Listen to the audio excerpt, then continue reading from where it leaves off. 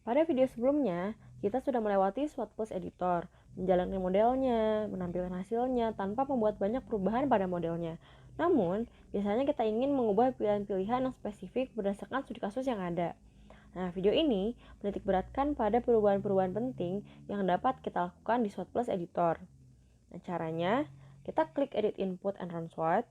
Nah, lalu programnya akan bertanya apakah kita akan mengimpor data watersheet, dan bila kita telah membuat perubahan di quiz SWOT ini, kita klik yes, import new watersheet.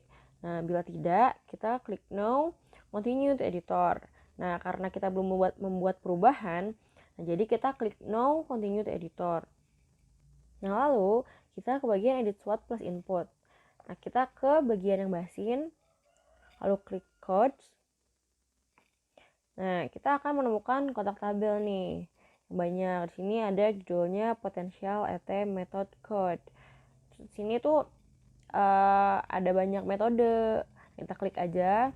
Lalu sini ada kayak metode Priestley, Taylor, terus Penman, Hargreaves, terus sama rate in potential ATM values.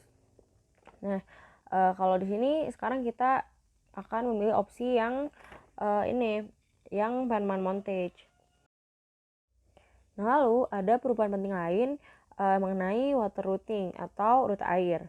Di sini tuh terdapat dua metode untuk perutan air yang tersedia di SWOT Plus. Nah, metode variable storage dan masking gum.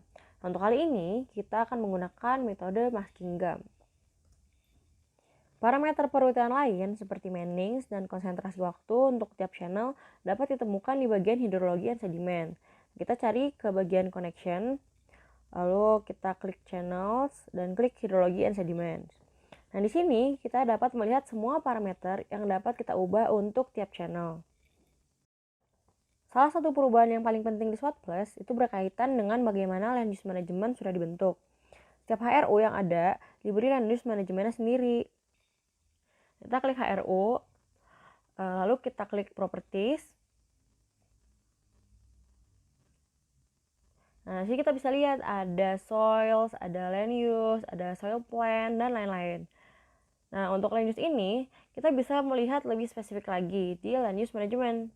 Jadi kita langsung klik land use management aja. Nah, terus di sini tuh ada plan community. Kita bisa menambahkan plan communities yang lain. Caranya dengan klik salah satu yang ada di sini. Kita klik. Nah, terus kita langsung add plan to community aja. Nah, di sini tuh kita bisa menambahkan tanaman apa yang mau kita tambahkan. Tuh, di sini ada banyak macam-macamnya. Dan contoh sekarang saya mau nambahin tanamannya adalah banana atau pisang. Nah, kita bisa menambahkan informasi terkait komunitas tanaman ini. Tetapi, kita tidak akan menambahkan komunitas tanaman pada kali ini. Jadi sekarang kita cancel aja. Lalu kita kembali ke bagian land use management. Setelah kita tahu tanaman apa yang tumbuh setiap HRU, nah bagaimana dengan tanggal tanam dan panen, pemakaian pupuk, dan semua aktivitas yang terjadi di jenis land use management yang ada. Nah, kita dapat menemukannya di bagian manajemen schedule. So, sekarang kita klik manajemen schedule. Nah, ada dua cara untuk menentukan kegiatan di manajemen schedule. Yang pertama yaitu create new record. Lalu setelah itu kita langsung add an operation. Nah, di sini kita bisa pilih operasi tanam atau panen dan lain-lain.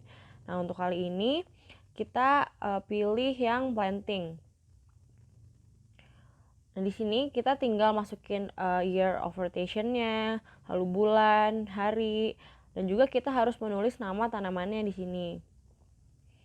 Nah, pastikan bahwa tanaman tersebut sudah terdapat di plan community. Nah, karena kalau enggak, kita tidak dapat menjadwalkan kegiatan untuk tanaman yang tidak terdaftar di plan community tadi. Nah, lalu ada cara yang kedua, nah yaitu dengan menggunakan automatic schedule. Nah, hal ini tuh terdapat di kolom pilihan yang ada. Contohnya, misalkan sekarang kita bisa pilih yang irigasi. Nah, dari itu selantar kita klik add. Nah, kita udah menjadwalkan si irigasi ini. Nah, pentingnya automatic schedule adalah kita dapat menjadwalkan kegiatan sesuai kondisi. Contohnya, bila kita klik irrigation, nah kita dapat melihat bahwa irigasi hanya dapat terjadi bila kondisinya sudah terpenuhi. Nah, untuk sekarang kita klik back. Nah, lalu setelah kita membuat perubahan-perubahan pada model kita, nah ingat untuk klik write input files. Nah, walau Anda udah melakukan sebelumnya. Nah, lalu kita klik seperti biasa, save and write this file. Lalu start writing files.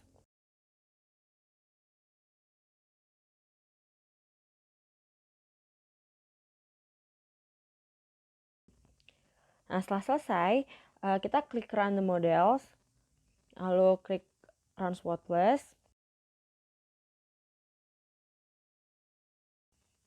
Nah, setelah dijalankan dan diimport hasilnya, kita dapat melihat apakah ada perubahan pada hasil akhir akibat perubahan-perubahan yang kita buat. Nah, caranya dengan membandingkan hasil plot grafik dari sebelum dan sesudah diubah. Sekian tutorial dari saya. Terima kasih telah menonton.